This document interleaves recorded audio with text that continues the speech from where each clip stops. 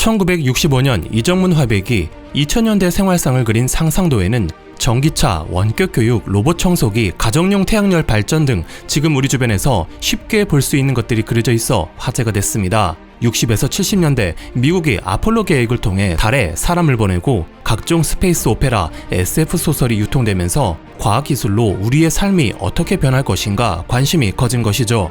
한국의 경우 1993년 대전 엑스포가 열리면서 근무 환경에도 다양한 기술을 도입하는 시도가 이루어졌습니다. 주로 정보통신 기술을 이용한 화상회의, 재택근무 등이 주를 이루었는데 장래 희망에 과학자를 꼭 적었던 당시 아이들의 미래 상상도에도 빠지지 않는 단골 메뉴였죠. 공룡 기업이었던 IBM이 93년 직원 38만 명 중 40%를 재택근무하게 하여 사무실 임대료만 연간 1,140억 원을 절약한 사례도 있어 직장인들 사이에선 희망의 목소리가 나오던 시기였습니다.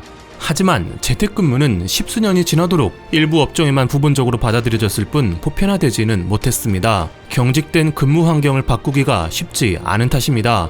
그런데 최근 전염병 사태는 급속도로 이러한 점을 변화시키며 재택근무가 확산되는 양상이 나타나고 있습니다. 고용주 입장에서도 사내 감염 사태로 인해 운영에 차질이 빚어질 위험을 피하고 사무실 임대료나 기타 비용을 절약할 수 있으니 도입을 적극 검토하는 업체들이 줄을 잇고 있는 것입니다.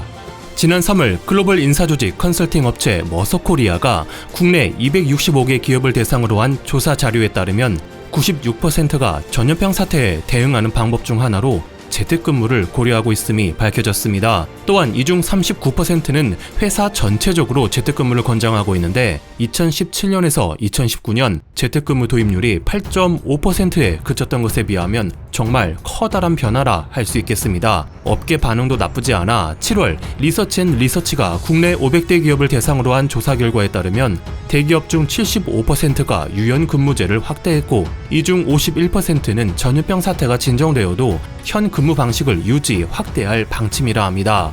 다만 새로운 근무 방식을 도입하는 단계이기 때문에 이에 대한 우려는 꾸준히 제기되고 있는 상황입니다. 그 이유로서 얼굴을 맞대야 아이디어가 떠오르고 문제가 해결된다는 인식에 저변에 깔려있고 특히 한국은 전형적인 맥락사회라 문자 그대로의 의미보다는 앞뒤 맥락이나 상황 등 모든 것을 고려하여 정보 전달이 이루어지기 때문에 의사소통에 문제가 있을 수 있다는 겁니다. 무엇보다도 관리자들이 우려하는 건 생활 공간과 업무 공간이 제대로 분리가 안 되기 때문에 업무 의욕이나 사기가 저하될 수 있다는 점입니다.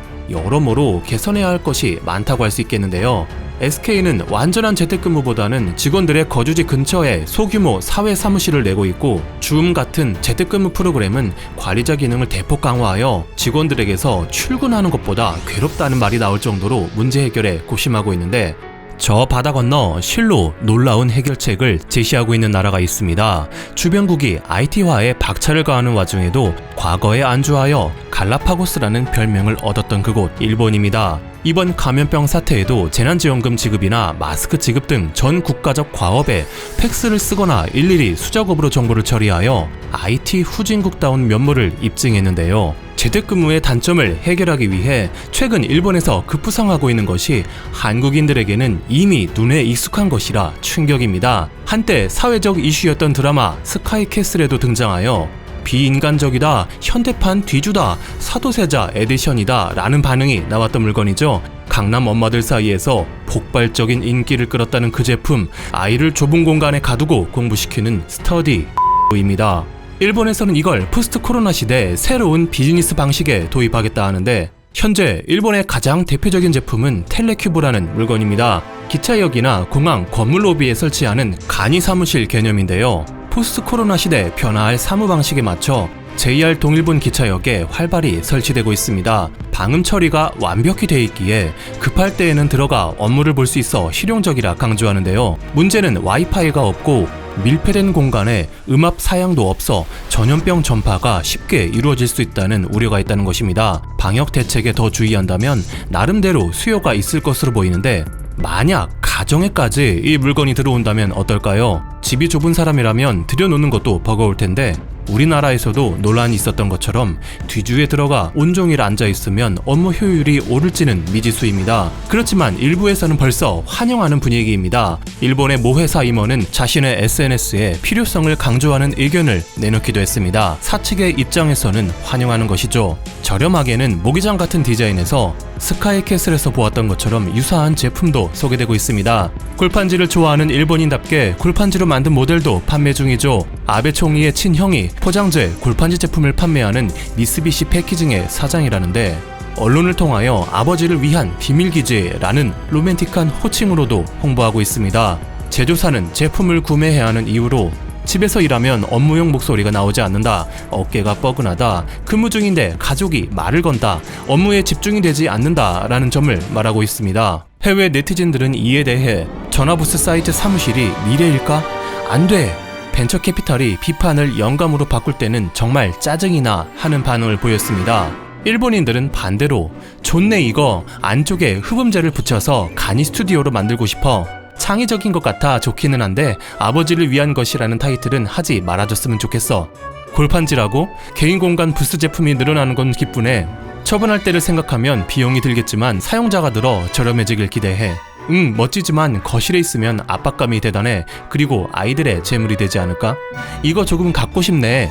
이거 회사에도 공급돼서 블랙 기업용으로 판매되는 건 아니겠지? 라는 반응을 보였습니다. 20세기 초 경영계에서는 과학적 관리법 테일러리즘을 도입하는 데 열중했습니다. 노동자의 동작을 하나하나 연구해 마치 무술고수처럼 쓸데없는 동작을 제거하고 시간을 효율적으로 설계하여 생산량을 증대시키는 방법을 연구했습니다. 안타깝게도 이러한 방식은 인간을 기계 취급한다는 비판을 맞았고 찰리 채플린은 영화 모던 타임즈에서 하나의 기계 부품으로 전락한 인간성을 코믹하게 그려내기도 했습니다. 테일러리즘은 호소한 연구를 통해 생산성을 높이는 데 큰 효과가 없다는 게 밝혀지면서 노동자들을 기계적으로 관리하기보다는 동기를 부여하고 자발적 참여를 유도하는 쪽으로 변화해 갔습니다. 한국도 많이 변화하여 수직적 조직보다는 수평적 조직이 늘어나고 주 52시간제로 대표되는 유연 근무제가 시행됐습니다. 2020년 전염병 사태를 맞아 또 한 번 근무 방식이 변화하는 지금 일본의 저러한 제품이 한국에도 도입되어 가정에서 사용된다면 우리의 미래는 어떤 모습으로 다가올까요? 여러분은 어떤 느낌이실지 궁금합니다. 감사합니다. 와트맨이었습니다.